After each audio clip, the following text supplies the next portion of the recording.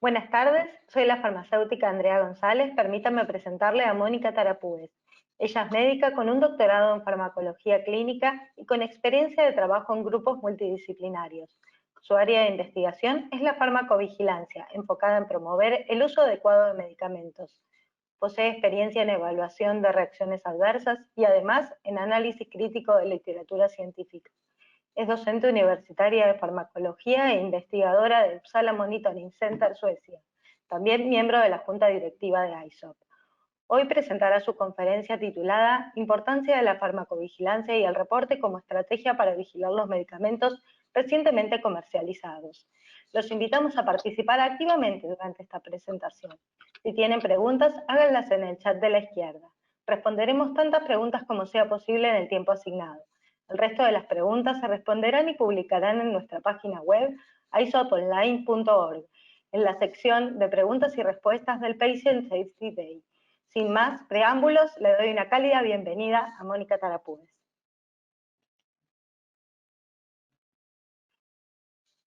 Bienvenida, Mónica. Muchas gracias por la invitación. Para mí es un gusto estar aquí. Voy a comenzar a compartir mi pantalla, por favor.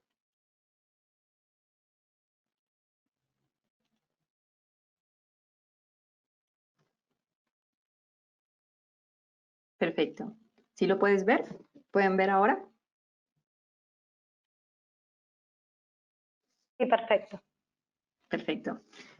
Bueno, me gustaría comenzar diciendo que, bueno, no tengo ningún conflicto de interés que declarar y, como bien lo dijo Andrea, esta charla está enfocada hacia la importancia de la farmacovigilancia y el reporte como una estrategia que nos ayuda a controlar los efectos de los medicamentos nuevos, los efectos adversos. Entonces, es importante hablar aquí del ciclo del medicamento, el ciclo de vida del medicamento, porque nosotros entendemos muy bien cómo se produce la investigación y decimos que existen fases de descubrimiento del medicamento, fases de investigación clínica, pero es importante puntualizar y hacer ciertos puntos de reflexión en este ciclo del medicamento. Cuando nosotros estamos hablando de las fases de investigación, principalmente estas fases van a ser relacionadas con la eficacia. Entonces, la eficacia realmente es el objetivo de investigación de las fases clínicas, las fases en humanos. Por eso hacemos un cálculo muestral con algunos beneficios, pero también limitaciones de los ensayos clínicos, y eso también hay que tomarlo en consideración.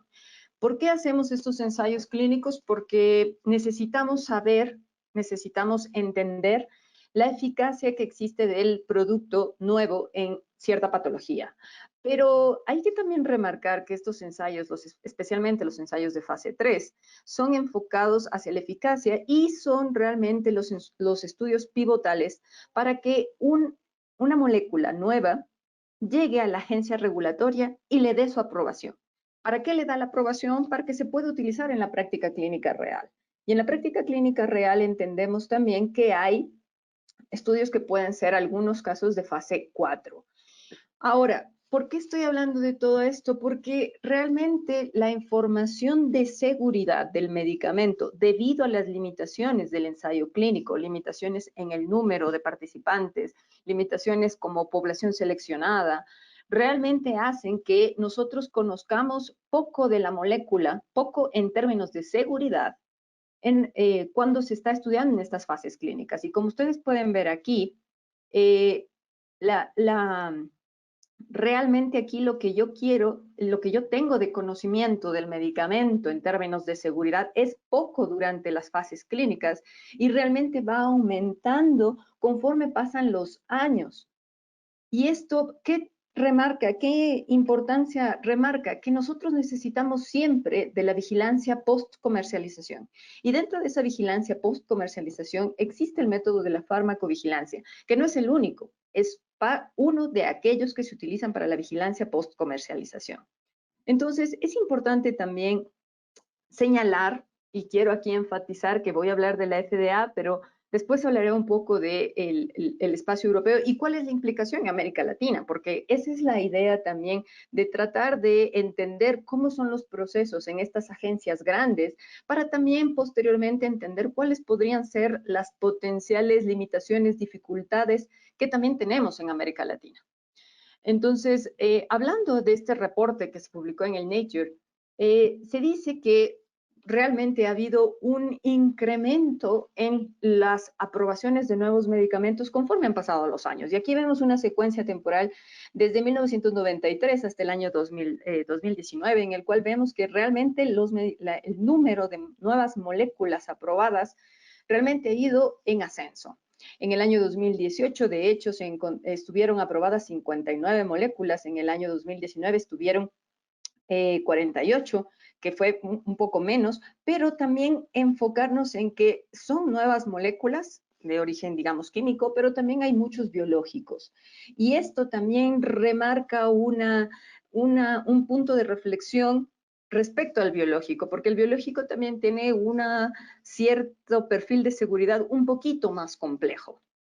Pero también debemos entender que hay ciertos procesos de aprobación, y aquí quiero enfocarme en los procesos de aprobación, en las líneas de aprobación que tiene la FDA. Y la FDA también tiene sus estrategias de aprobación, sus revisiones por prioridad, por ejemplo, un priority review, pero también tenemos aquellos medicamentos huérfanos que tienen otro tipo de evaluación, aquellos que también tenemos estos breaking through, que son los que realmente se supone que demuestran un mejoramiento sustancial versus la terapia disponible, y aquellos que se aprobaron por un mecanismo acelerado.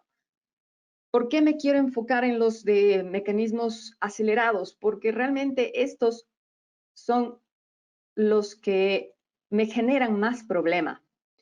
Porque estos de proceso acelerado realmente son los que han tenido, y de hecho se aprueban por variables subrogadas en los ensayos clínicos. Entonces esto ya me da ciertas limitaciones en términos de eficacia y más aún en términos de seguridad. Entonces ahí es donde yo tengo que tomar ciertas precauciones al momento que en mi país hay un medicamento nuevo.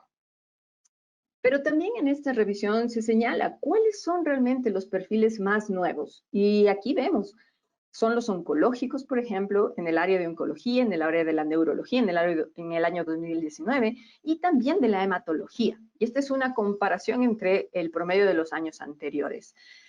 Entonces, realmente los medicamentos han sido aprobados de formas diferentes, y aquí es cuando voy a hablar de la comparativa con Europa, porque si nosotros entendemos que y en Latinoamérica nosotros tenemos mucha referencia o le tenemos mucha como un organismo de alta referencia, la FDA, pero quiero hacer la comparativa ahora también con Europa, porque la FDA también tiene sus estrategias de aprobación versus la agencia europea, y también son dos agencias que en términos de definición ejercen actividades diferentes, porque si entendemos, la FDA es el organismo que actúa y que autoriza los medicamentos a nivel de Estados Unidos. Pero la agencia europea es un proceso centralizado. ¿Qué quiere decir esto? Que la EMA aprueba lo que entra en Europa, en la Unión Europea, pero los países también pueden hacer su evaluación para decidir si entra o no entra dentro de su sistema nacional y dentro de su sistema de cobertura. Entonces, el hecho de que un medicamento sea aprobado por la EMA no quiere decir que necesariamente ingresa a todos los países por igual y los países están obligados. No es exactamente así. Por eso estas diferencias es importantísimo entenderlas dentro del contexto que vamos a hablar hoy, que es de la farmacovigilancia enfocada a la seguridad del paciente.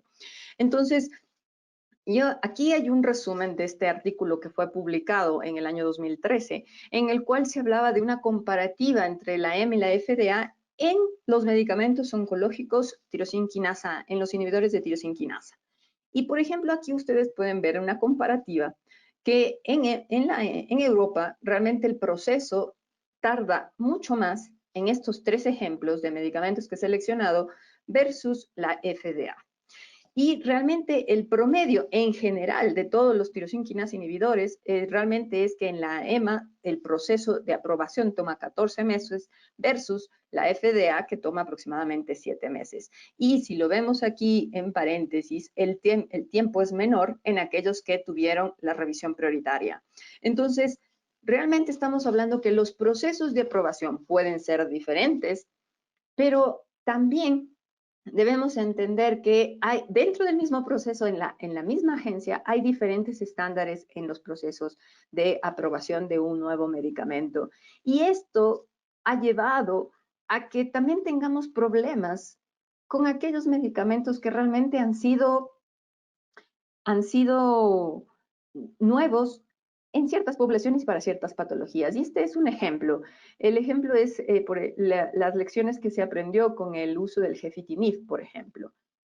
Gefitinib, inhibidor tirosina quinasa, que realmente tuvo un problema en relación a la etnia asiática y por tal razón realmente no se lo considera efectivo en ciertos países. Y por eso esto generó problemas y la farmacovigilancia realmente ayudó a identificar estos problemas de manera temprana para poder hacer más acciones regulatorias, porque es importante también entender que cuando hablamos de un medicamento nuevo y hablamos de problemas de su seguridad, la acción de retirar el medicamento del mercado es la última que se hace, es la más dura.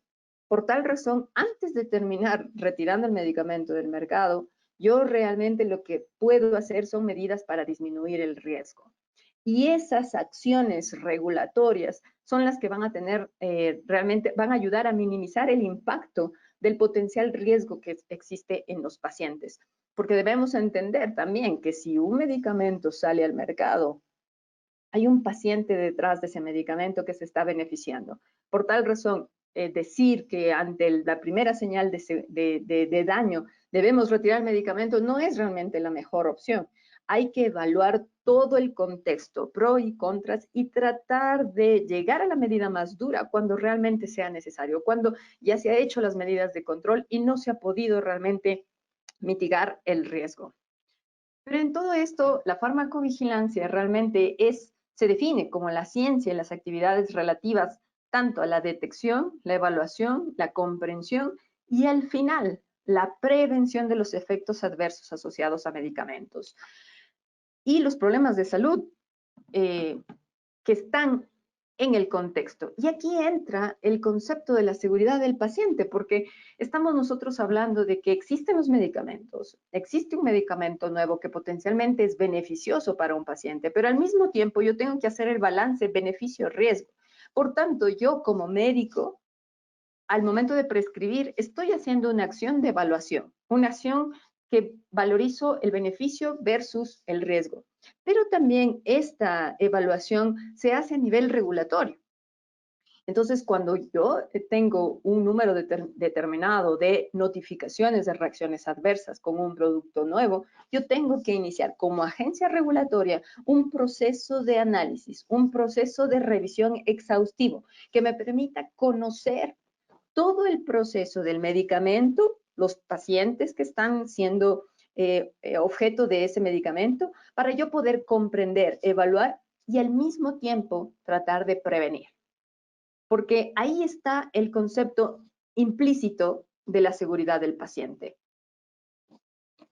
Entonces, todos recordamos realmente lo que pasó con la tragedia de la talidomida. La tragedia de la talidomida es de las historias que más conocemos en todos los profesionales de la salud. Y la tragedia de la talidomida tuvo un lado que realmente nos llevó a la creación del Programa Internacional de Farmacovigilancia de la Organización Mundial de la Salud en el año 1968, con los 10 países que ustedes ven en la pantalla. Y en 1978, esto hizo que se cree el Uppsala Monitoring Center, centro colaborador de la OMS, para que sea aquel centro colaborador que lleve a cabo todo el proceso de la farmacovigilancia en la recolección. Y por eso es que tenemos la base de datos internacional, BGBase, pero a BGBase llega lo que cada país miembro recolecta dentro de su sistema nacional. Y dentro de su sistema nacional, claro, hay notificaciones que pueden estar o reportes relacionados a medicamentos que ya tienen largo tiempo en el mercado. pero también hay reportes de medicamentos nuevos. Y realmente uno de los objetivos de la farmacovigilancia está enfocado también a velar por la seguridad de todos los medicamentos, pero también y con cierta lupa un poco diferente en aquellos medicamentos nuevos.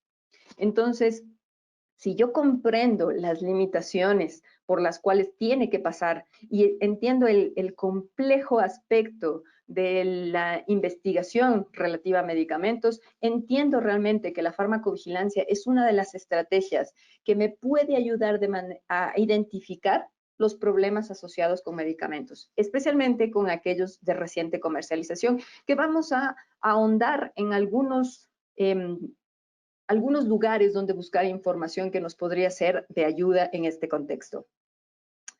Actualmente, al año 2020, existen 140 países miembros del Programa Internacional de Farmacovigilancia y 31 países asociados, que son los que se ven en celeste en la pantalla. Como ustedes pueden ver, la región de América Latina, la mayoría de países están dentro del programa.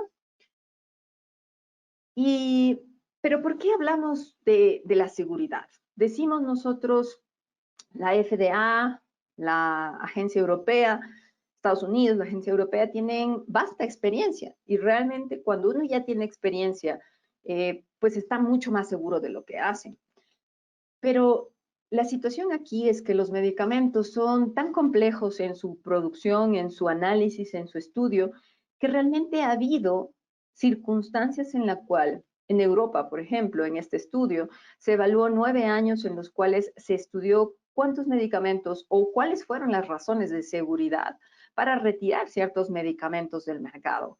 Y de estos me gusta hablar específicamente de dos casos, el caso del Rofecoxib, que lo conocimos con su nombre comercial de Vioxx, y este fue en el año 2001, aproximadamente 2001, fue realmente un antes y un después en la investigación biomédica, en el conocimiento que teníamos y la necesidad de transparencia relativa a los ensayos clínicos. Como ustedes, es de su conocimiento, como ustedes saben, el caso del Vioxx fue un caso que fue llevado hasta las instancias legales y donde se logró determinar o se logró identificar por primera vez que hubieron cierta falta de transparencia por parte de su industria productora en la publicación de la información relativa a la seguridad. Algunos pacientes fallecieron, infarto agudo de miocardio, y que realmente en algunos sistemas de farmacovigilancia a lo largo del mundo existieron ya notificaciones. Y de hecho, algunas señales antes de todo el boom del juicio y de toda la situación, realmente existieron notificaciones en diferentes sistemas de farmacovigilancia en el cual ya alertaban que los pacientes, la única causa potencial, porque no recordar que cuando hablamos de reacciones adversas, casi nunca estamos 100% seguros. Realmente es la sospecha la que hay que notificar. Y eso fue lo notificado en algunos sistemas de farmacovigilancia, la notificación de la sospecha de reacción adversa a causa del Rofecoxib. Y de hecho, las reacciones adversas fueron tan graves que llegaron a ser fatales. El caso de Avandia también me gusta mencionar porque la rosiglitazona es un medicamento, un antidiabético oral, y esto también denota la diferencia entre las agencias y por eso uno tiene que, como persona que no pertenece a ninguna de las dos, uno tiene que estar más atento de qué dice una agencia, qué dice la otra agencia y una tercera también, porque hay que, entre la serie de expertos, uno realmente tiene luz cuando decide. Y en el caso, por ejemplo, de rosiglitazona, es un medicamento que se retiró a nivel del espacio europeo, pero a nivel de Estados Unidos se mantiene. Y se mantiene con un warning, con una precaución bastante potente relativo a su razón de seguridad, la seguridad cardiovascular, que fue el motivo de retirada en el espacio europeo. Pero entonces, nosotros decimos, las agencias, conforme a la experiencia que tienen, pues aprenden de los errores que se cometen. Y eso es realmente lo que debemos aprender las agencias nuevas, en este caso las agencias de Latinoamérica, que realmente tenemos que aprender de la experiencia de aquellos que llevan más años en este proceso y también aprender de lo que nos deja como lección estas circunstancias y situaciones que se ha vivido a lo largo del mundo y que realmente nos han dado grandes lecciones en términos de seguridad. Otro ejemplo para mencionar fue el caso de la paroxetina con el famoso estudio 329, en el cual se creía que la paroxetina podía ser de utilidad en la depresión en pacientes adolescentes, pero realmente un reanálisis de ese estudio determinó que la paroxetina ni era seguro ni era efectivo para tratar la depresión en adolescentes. Y esto lo supimos varios años después, cuando ya realmente muchos pacientes llegaron al hecho de consumar la idea de suicidio. Entonces, el problema relacionado a los medicamentos está en el complejo mundo de la producción, pero también en el complejo mundo de la transparencia. Y por eso es que cuando estamos ante un medicamento nuevo, independientemente de cuál fuera la patología, realmente hay que ser algunos hablan de tener un escepticismo saludable, porque realmente la información que podemos consolidar relativo al beneficio es un tema, pero también relativo a la seguridad también nos deja recabando información. Por eso es que hay ciertas estrategias que nos ayudan a identificar qué tenemos que hacer o cuáles son las actividades para tratar de disminuir el riesgo para los pacientes, para tratar de hacer esa actividad que queremos hoy, que nos reúne este día, que es la seguridad del paciente. Por eso es que a lo largo de Europa se habla del triángulo negro y en Estados Unidos se habla de el black box warning. Independientemente de la forma geométrica, si sea cuadrado, si sea triángulo, lo que queremos decir con esto es tenga cuidado, precaución con este medicamento. Hace algunos años en Europa se utilizaba el término del triángulo negro para todos los medicamentos de reciente comercialización, es decir, para los medicamentos que tenían hasta 5 años de comercialización, los recientemente comercializados, porque se decía, si los ensayos clínicos son hechos para ver eficacia, pues en términos de seguridad realmente tengo que pensarme un poquito más. Por eso es que se extendía la monitorización, la vigilancia de los medicamentos mediante esto del triángulo negro. Y es algo interesante, puesto que el triángulo negro venía en la caja. Es decir, el paciente también sabía que había el triángulo negro y por tanto actuaba totalmente a favor de la seguridad del paciente.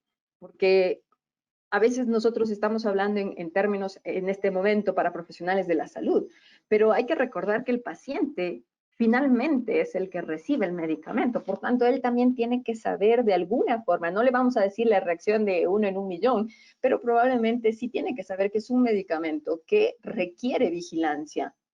Y eso es parte del empoderamiento de los pacientes. Por tal razón, este concepto del triángulo negro, aunque hoy por hoy en Europa ya no se maneja del mismo modo que hace algunos años, ahora, por ejemplo, ya triángulo negro se ha considerado no solo a los medicamentos que tienen 5 años de reciente comercialización, sino a aquellos que a pesar del tiempo de que se hayan comercializado, realmente han generado problemas o hay ciertas preocupaciones respecto a su seguridad, independientemente del año. ¿Por qué decidió eso Europa? Una de las razones que mencionaron es que ha habido casos en los que los medicamentos se han retirado prontamente. Sí, hay casos en los que los medicamentos se han retirado al primer año, al segundo año, al tercer año de comercialización. Pero ha habido casos también en que los medicamentos han estado en el mercado aproximadamente 10 años, 15 años, y ahí se conoce el efecto adverso potencialmente letal que no ha podido ser controlado y se tiene que retirar el medicamento del mercado. Por eso es que el concepto del triángulo negro cambió en Europa hace algunos años y ahora hay un listado bastante grande en el website de la agencia europea, en el cual están todos los medicamentos que son triángulo negro. Y ya no están solo aquellos que tienen los 5 años de reciente comercialización. En el caso de la FDA mantiene el cuadrado negro, el Black Box Warning, y este está en la información del medicamento, en la primera hoja. Entonces, en la primera hoja usted puede visualizar grande el black box warning que tienen, y de hecho este también suele venir en los paquetes que llevan los pacientes cuando toman una medicación, que es de estas que necesita vigilancia. Entonces, estas estrategias se han hecho para tratar de minimizar, tratar de llegar al paciente con el concepto de que el medicamento necesita vigilancia, porque es importante entender que detrás del medicamento hay un paciente que lo está tomando y él también necesita saber, quizá no tan en detalle, pero necesita saber algo relativo a la seguridad del medicamento. Y yo aquí quiero ejemplificar la información que existe en el portal de la Agencia Europea relativo a más información, a información avanzada sobre seguridad, porque cuando yo trabajo con un medicamento, yo soy probablemente médico cardiólogo y quiero comenzar a utilizar un nuevo medicamento dentro de mi ámbito de cardiología, pongo el ejemplo, yo tengo que saber algo de información. Y aquí yo he cogido un medicamento, el cual estamos hablando, por ejemplo, de la bedaquilina, y este medicamento es para tuberculosis. Es un ejemplo que he cogido porque me ha gustado cómo está desglosado en la agencia, en la página web de la agencia, y todo el mundo tiene acceso. Y ese es un concepto de transparencia que se maneja bastante en el espacio europeo.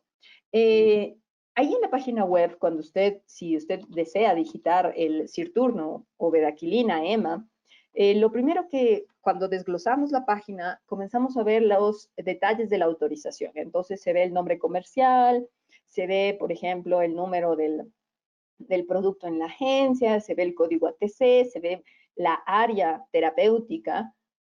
Y cuando bajamos un poquito más, comenzamos a ver ciertas cosas que ya podrían llamar nuestra atención. Ejemplo, el famoso triángulo negro. Y ahí ya dice additional monitoring. Entonces dice, este medicamento está bajo una vigilancia adicional, más intensiva, en comparación con las otras. Y ahí dice, mire los medicamentos que están bajo vigilancia adicional. Entonces, dentro de este concepto, recuerde, ya no están solo los medicamentos nuevos, están todos los que ha considerado el PRAC o ha considerado otro grupo de la EMA como medicamentos bajo monitoreo adicional. Pero también vemos ahí otro concepto que es el de aprobación condicional. Entonces, cuando yo hablo del término de aprobación condicional, también debo de entender que es un medicamento que en el espacio europeo tiene un tipo de aprobación específica y que realmente aquí se necesita hacer una nueva valoración para saber si el riesgo es menor que el beneficio. Y por eso es importante también tener conocimiento de por qué este tipo de aprobación podría tener una repercusión en términos de seguridad. Si lo hacemos la comparativa con la FDA, recordar que había el Fast Track Approval, que más o menos son un poco comparativos. No son exactamente iguales, pero son un poco comparativos. O aquellos que están en Priority Review. Es decir, hay ciertos caminos que toma el medicamento para la aprobación, los cuales unos son más tortuosos que otros. Y es importante saberlo desde la perspectiva regulatoria, desde la perspectiva del farmacólogo clínico, que es mi caso, por ejemplo, o desde la perspectiva también del prescriptor. Porque hay varios profesionales de la salud que estamos relacionados con medicamentos. El equipo multidisciplinario realmente es el que enriquece. Por eso es importante tomar en consideración esta clase de detalles al momento que hablamos de un medicamento nuevo. Y claro, este medicamento es un medicamento huérfano, considerado un medicamento que está para un número determinado de pacientes que no es la población entera. Es un grupo, y de hecho el concepto de huérfanos en Estados Unidos es un medicamento que puede estar prescrito para patologías que afectan a 200,000 pacientes en el país. Por tal razón, el concepto de huérfano más o menos es muy parecido en Europa, y por tal razón afecta a un grupo pequeño de población, pero no por eso menos importante. Y en este caso es la tuberculosis, no afecta a grande población en Europa, es más una enfermedad, por ejemplo, que sí nos afecta a América Latina, y por eso es considerado huérfano. Pero hay otra información que sí me gustaría remarcar aquí, que dice cuándo le dieron la autorización, desde cuándo tiene la autorización, porque yo así puedo saber si es un medicamento de reciente comercialización o no. Y aquí, por ejemplo, me habla que la bedaquilina está autorizada desde el año 2014. Entonces, llevamos 6 años desde su comercialización. Por tanto, podríamos considerarlo reciente. Probablemente esté en el límite. Entonces, esto nos deja a pensar la información que yo en conjunto debo tener de un medicamento. Pero también, si comenzamos a bajar un poquito más en la misma web, no estoy hablando de que es un lugar escondido. Usted pone bedaquilina, EMA y sale toda esta información. También dice una sección de información del producto. Y aquí la información del producto, si usted se da cuenta, aquí dice los idiomas en los cuales puede estar disponible. Y hay disponible en español. Entonces, aquí puedo yo tener la ficha técnica de información para profesionales sanitarios. Si yo bajo un poquito más en la página, puedo observar que hay una sección que dice Historia de Evaluación. Y en la historia de evaluación hay un documento que se llama, que lo pronuncié en español, EPAR, que es la evaluación pública del medicamento. Es decir, no es el dossier, es una evaluación que se hace del medicamento y que está disponible de manera pública. Por tanto, yo puedo acceder, cualquier persona puede acceder en cualquier lugar del mundo. ¿Por qué razón lo hacen esto? Por términos de transparencia. ¿Hay información que no se podrá publicar? Claro que sí. Esa no está en este documento. Está solo aquella que, por la ley europea, puede estar disponible. Y es importante mencionar también que esta información pública de seguridad de evaluación, perdón, está en un formato que no tiene logos de industria. Es un formato estándar y es texto plano. Entonces, uno ahí lo puede ver y, por ejemplo, dentro de ese reporte, dentro de ese reporte de evaluación público, está el Risk Management Plan, el plan de manejo de riesgos.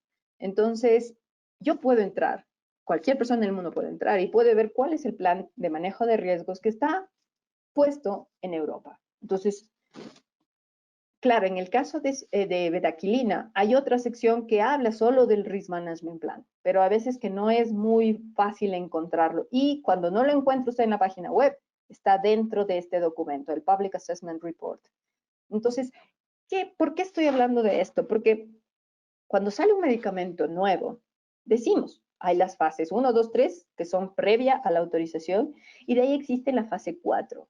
Y, por ejemplo, si el medicamento está en una aprobación condicional, en el plan de manejo de riesgos, debe estar qué actividades debe hacer para los potenciales riesgos que ha identificado del medicamento.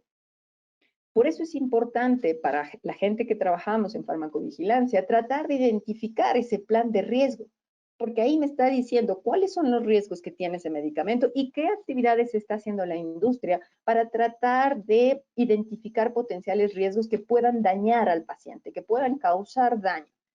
Y por tal razón es una información de seguridad esencial para personas que trabajamos en el tema de farmacovigilancia, en el tema de medicamentos en general, de uso, por ejemplo, aquellos farmacéuticos hospitalarios, aquellos médicos que también están utilizando el medicamento, profesionales de enfermería. Sé que muchos hospitales tienen programas que nos ayudan a tener información de medicamentos, por ejemplo, Micromedex, por ejemplo, UpToDate, pero hay hospitales, como por ejemplo en mi país, yo lo mencioné, soy de Ecuador, no todos los hospitales tienen esta clase de programas. Entonces, yo tengo que tratar de buscar información en otros lugares y que sean de acceso público. Y aquí nosotros tenemos un buen recurso para poder ver información de un medicamento específico. Y esto también, esta información nos va a ayudar a tratar de identificar potenciales señales, porque esa es la idea también de la farmacovigilancia. Recordar que son las actividades relacionadas con la detección, evaluación, comprensión y al final la prevención. Y por tanto, para la prevención yo necesito identificar cuál es el riesgo. Entonces ahí viene el concepto también de la detección de señales. Y por tanto, estos documentos me dan luces de por dónde está el riesgo de este medicamento cuando yo tengo un reporte al lado. Entonces a mí me llega un reporte y ya tengo una serie de pacientes con el mismo reporte, yo puedo ir a ver cuál es el Risk Management Plan, qué identificó la industria, y por tal razón yo puedo tratar de buscar información relativa al medicamento.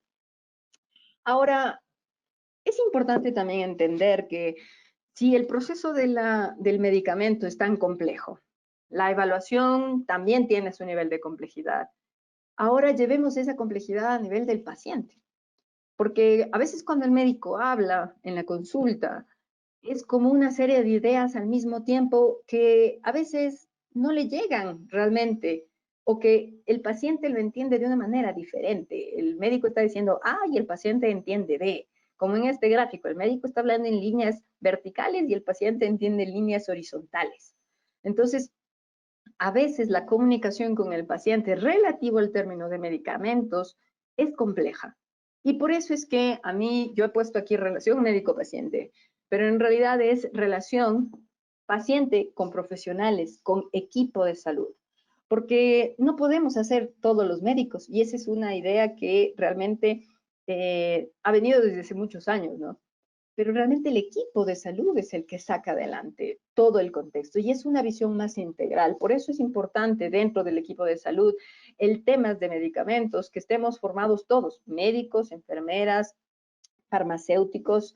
Hay países donde el farmacéutico todavía no es considerado dentro del equipo de salud, por ejemplo. Entonces, son circunstancias que realmente este mundo complejo del medicamento también debe de englobar un grupo multidisciplinario que ayude a desarrollar estas ideas para que sea más fácil entender al paciente. Y ahí es donde nosotros, yo quisiera remarcar que cuando nosotros buscamos información para profesionales sanitarios es un tipo de información, pero cuando buscamos información para el paciente, debemos de trasladarlo a términos que sean entendibles para el paciente. Y lamentablemente, como médico, debo decir, es algo que no nos enseña la universidad. La universidad jamás enseña cómo decirle al paciente que tiene dolor de cabeza sin utilizar el término cefalea, porque nuestra formación se hizo así. Entonces, trasladar el conocimiento en términos sencillos a veces es complejo. ¿Por qué? Porque nos hemos educado de una forma diferente. Y por eso es que, pensando en este concepto, es importante remarcar que los medicamentos deberían tener 3 cosas esenciales. ¿Me permiten un minuto? No puedo ver bien. Hay 3 cosas esenciales que debería tener un medicamento. La ficha técnica, que la ficha técnica es un medicamento para profesionales sanitarios. El prospecto o inserto, que es una información para pacientes en términos sencillos. Y adicionalmente a esto, la agencia europea, por ejemplo, tiene esto de Medicine Overview o tiene un resumen en términos sencillos del medicamento. En la Agencia Española del Medicamento, que es la foto de donde he sacado esta información, están estos 3 ahí y cualquier persona puede acceder. Pero hace muy bien la diferencia entre lo que es una ficha técnica y lo que es un prospecto, porque los mismos términos no puedo utilizarlos para pacientes. Y realmente el hecho de que el paciente a veces no me comprenda bien no quiere decir que el paciente no quiera, quiere decir que yo como profesional de la salud quizá estoy utilizando los términos erróneos. Y por eso es que como ley en Europa, por ejemplo, y en Estados Unidos, existe la ficha técnica para profesionales sanitarios y la información para pacientes, términos más sencillos. Y si es que quieren darse una vuelta por CIMA, que es de la Agencia Europea del Medicamento, el tercer acápite es una revisión rápida del medicamento que también está disponible a la EMA, porque de hecho todo redirige a la EMA. Por eso se habla de una información centralizada. Casi terminando con lo que quiero hablar esta tarde, es importantísimo también considerar otro problema asociado a los medicamentos y que hay veces que no se pueden ver en los ensayos clínicos y son las interacciones. En este estudio que se publicó hace varios años ya, se comenzó a analizar las tarjetas amarillas relacionadas a los reportes de problemas con la seguridad de ciertos medicamentos. Y en lo personal me llamó la atención, habían o algunos medicamentos que se han retirado durante esos casi 30 años. Pero lo que más me impactó de este artículo fue que algunos medicamentos, posterior a su aprobación, casi al año y medio siguiente de su aprobación, fueron retirados del mercado. Y se retiraron especialmente por temas de interacciones. Las interacciones es algo muy complejo de evaluar en los ensayos clínicos. ¿Por qué razón? Porque los pacientes son muy seleccionados. Los pacientes tienen generalmente una patología. La patología de estudio para la cual está aprobado el nuevo medicamento. Pero en la práctica clínica real, yo tengo pacientes con 4 o 5 patologías. De la mayoría de ensayos clínicos se excluyen los pacientes de tercera edad, por ejemplo. Y esos son los que más veo a veces en la consulta. Entonces, la realidad, la comparación entre el ensayo clínico y el paciente de la vida real realmente difiere bastante. Y por eso es que las interacciones realmente se logran identificar conforme el medicamento es utilizado. Y en este caso, me gusta mencionar que el mivefradil, la temafluxacina, por ejemplo, que están en este artículo, fueron retirados por interacciones. E interacciones que lograron ser tan graves que realmente generaban arritmia cardíaca y que podían en algunos casos llevar a eventos fatales. Entonces, las interacciones también es otro tema un poco complejo relativo a los nuevos medicamentos y que tenemos que buscar estrategias para poder identificar. Un nuevo medicamento que, por ejemplo, se va mucho por el citocromo P450, mucho metabolismo hepático, altamente potencial de que tenga demasiadas interacciones. La mayoría de ellas han sido identificadas en la fase de investigación, pero hay algunas otras que todavía no se conoce en totalidad. Por eso es importante tener estos programas que nos ayudan dentro del hospital a verificar las interacciones reportadas o de la ficha técnica. Y por eso a mí, por ejemplo, para aquellos que no tienen acceso a estos programas, al Micromedex, al UpToDate y todas estas cosas, hay, por ejemplo, un recurso público que es el Medscape, y en el Medscape uno puede buscar las interacciones. Claro que no, las interacciones declaradas están aquí, no las nuevas, pero ya son una idea. Y yo puedo tener un recurso gratuito que me ayude a entender realmente cómo son las interacciones, porque en el tema de interacciones es imposible tener todas las interacciones en la cabeza.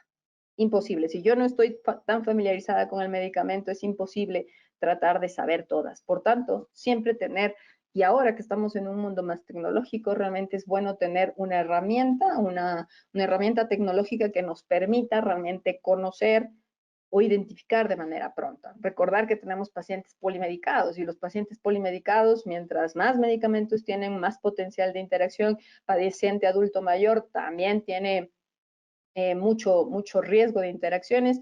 Y hablando un poquito del paciente adulto mayor, también hay estrategias que nos ayudan en pro de la seguridad, como son los criterios de VIRS, los criterios Start-Stop. Es decir, hay varias estrategias que nos ayudan a tratar de identificar los riesgos. Y eso es importante, tratar de incluirlos en nuestra práctica clínica diaria, independientemente de el perfil profesional que tengamos, puesto que todos estamos trabajando con pacientes y todos queremos realmente darle un medicamento que en la medida de lo posible genere más beneficio que riesgo. Recordando que también todos los medicamentos tienen un potencial de riesgo. No hay medicamento 100% seguro. Y ese es un concepto que es a veces que ha calado mucho en los profesionales de salud. Si el medicamento ha sido aprobado por la FDA, si el medicamento está en Europa, es un medicamento 100% seguro. La historia nos cuenta, como vemos aquí, algunos artículos y de hecho probablemente hay muchos más que se me quedan por fuera. La seguridad de los medicamentos, realmente no hay un medicamento 100% seguro. Debemos siempre pensar que los medicamentos son sustancias externas al cuerpo y que lo que hacen al entrar al cuerpo es modificar un proceso fisiológico. Por tal razón, siempre va a tener una reacción adversa. Pero los estudios lo que sí nos ayudan es a identificar quién es más propenso a sufrir la reacción o qué reacciones son las que con mayor frecuencia identifico. Y en aquellas que no tengo conocimiento de su frecuencia, realmente la farmacovigilancia me ayuda. porque hay veces que tenemos notificadas, tenemos conocimiento de las reacciones, pero hay veces que esas reacciones se presentan más, por ejemplo, más en adultos mayores o se presentan más en mujeres. Hay muchos estudios que están señalando una diferencia de presentación de reacciones adversas acorde al sexo en algunos medicamentos. Hay también reacciones adversas que se presentan con más frecuencia en pacientes con patologías subyacentes, como por ejemplo patologías renales, patologías hepáticas. Entonces, a veces las reacciones adversas sí están descritas, pero hay veces que hay grupos que son más vulnerables, más susceptibles de tener esa reacción. Y por eso es importante tener conocimiento, un conocimiento general del medicamento y saber dónde están esas fuentes de información. Porque muchas de las veces en medicamentos nuevos, lo que conocemos hoy probablemente mañana cambie. Y entonces ahí está también el hecho de ver las fechas en las cuales se actualizan las fichas técnicas, se actualizan los prospectos, porque esa información también es de vital importancia para saber cuánto cede el medicamento en el tiempo actual. Por tanto, la farmacovigilancia es una actividad que me ayuda a la seguridad del paciente y notificar las reacciones realmente debe ser considerado una actividad de salud pública. Por eso es que la farmacovigilancia tiene relevancia en hoy, el Día de la Seguridad del Paciente. Yo soy Mónica Tarapuez y muchísimas gracias por escucharme. Bueno, Mónica, muchas gracias por tu presentación. Los invito a todos a dejar sus preguntas en el chat de la izquierda y tenemos ya una primera pregunta. ¿Crees que la información en el prospecto o inserto es suficiente para que los pacientes reporten las reacciones adversas? En los prospectos, bueno, depende de la normativa de los países, porque hay países que incluyen, por ejemplo, la dirección electrónica de dónde notificar. Y eso es muy bueno, porque el paciente tiene un recurso. Entonces, ahora también hay que entender que en el prospecto no puedo poner, y de hecho no se ponen, las reacciones adversas, las que aparecen 1 en 1.000.000. O sea, pondré las más frecuentes. Hay cierta información que se puede poner en el prospecto, pero es importante poner la frase final de si tiene algún problema con el medicamento, notifiquen esta dirección electrónica. Eso es algo que he visto en muchos países europeos que lo han gestionado de una manera más tecnológica. Puedo hablar de la experiencia de mi país y de países de la región, donde realmente la ficha técnica, el prospecto, perdón, para pacientes, no tiene un lugar de a dónde notificar. No, el paciente no sabe muchas de las veces qué hacer cuando le pasa algo. Va en busca del médico, porque es la persona a la que le prescribió, en algunos casos, y en algunos casos va donde otro médico. Entonces, esa es ahorita la estrategia que más o menos hacen los pacientes. Por tanto, en el prospecto, incluir opciones de notificación debería realmente ponerse, creo que es una de las estrategias que está dando muchos frutos en otras regiones. Bueno, muchísimas gracias y muchas gracias a todos. Los invito a seguir conectados para ver nuestra próxima conferencia.